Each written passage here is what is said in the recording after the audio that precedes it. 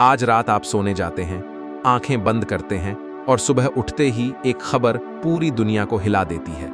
आज के बाद इस धरती पर कोई इंसान नहीं मरेगा, न एक्सीडेंट से, न बीमारी से, न बुढ़ापे से। शुरू में हर जगह जश्न होगा, लोग रोएंगे, हंसेंगे, भगवान को धन्यवाद देंगे। लेकिन कुछ ही सालों में आप महसूस करेंगे कि आप एक ऐसी दुनिया में फंस चुके हैं जहां सबसे बड़ी सजा है हमेशा जिंदा रहना, और यहीं से शुरू होती है मौत को हराने की सबसे खतरनाक कहानी।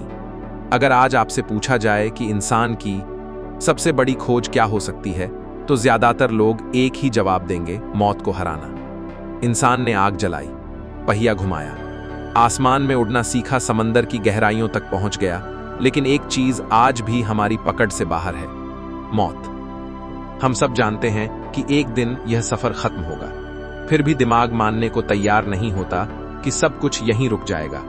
शायद इसी बेचैनी ने प्राचीन मिस्र की कब्रों से लेकर आज की सिलिकॉन वैली की लैब तक इंसान को एक ही सवाल पूछने पर मजबूर किया, क्या हम हमेशा जिंदा रह सकते हैं?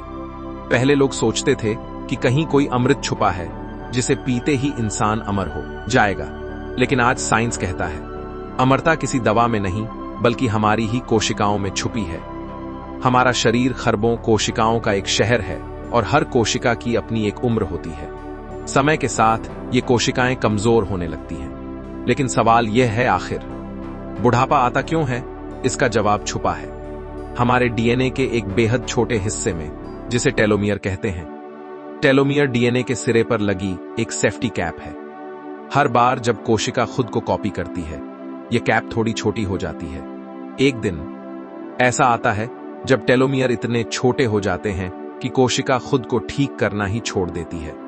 यहीं से शुरू होता है बुढ़ापा, झुर्रियां, कमजोर हड्डियां, याददाश्त का खोना, और धीरे धीरे पूरा शरीर थक जाता है। लेकिन कुदरत ने एक ऐसा जीव भी बनाया है जो इस नियम को नहीं मानता। समंदर में पाई जाने वाली एक जेलीफिश, जो खतरे में पड़ते ही मरने की बजाय खुद को फिर से जवान बना लेती है, वह सच में समय को उल्टा घुमा देती है। आज वैज्ञानिक यही समझने की कोशिश कर रहे हैं कि अगर यह चमत्कार जेलीफिश में हो सकता है, तो इंसान में क्यों नहीं। इसी सोच से टेलोमियर रिपेयर जैसी रिसर्च शुरू हुई। कुछ प्रयोगों में चूहों के टेलोमियर बढ़ाए गए और उनकी उम्र सामान्य से कहीं ज्यादा हो गई। मतलब साफ है, एजिंग कोई भगवान की सजा नहीं, बल्कि एक ऐसी प्रक्रिया है जिसे धीमा किया जा सकता है, शायद एक दिन रोका भी जा सके। और फिर आता है नैनो टेक्नोलॉजी का सपना, इतने छोटे रोबोट जो हमारी आंखों से भी नहीं दिखेंगे।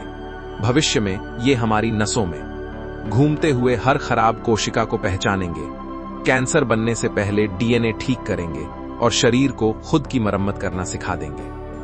अब सोचिए, एक ऐसा शरीर जो कभी बूढ़ा ही ना हो।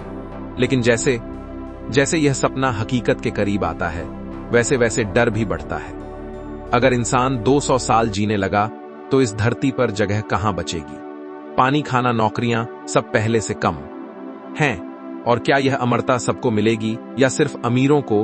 अगर सिर्फ पैसे वाले लोग लंबी उम्र खरीद पाए तो दुनिया दो हिस्सों में बंट जाएगी। एक तरफ सदियों तक जीने वाले लोग और दूसरी तरफ वही पुरानी सीमित जिंदगी, ताकत, ज्ञान और सत्ता हमेशा कुछ ही लोगों के हाथ में कैद हो जाएगी। और आखिरी सवाल, क्या अमर जिंदगी सच में खुशहाल होगी? आज हमें पता है कि वक्त कम है, इसलिए हर पल की कीमत है। लेकिन अगर समय अनंत हो गया तो शायद जिंदगी की अहमियत ही खत्म हो जाए। शायद तब हम कहेंगे कल कर लेंगे, परसों कर लेंगे, और जिंदगी बस चलती रहेगी बिना किसी मकसद के। यानी अमरता एक खूबसूरत सपना जरूर है, लेकिन यह इंसानियत के लिए वरदान बनेगी या सबसे बड़ा अभिशाप, यह फैसला भविष्य करेगा।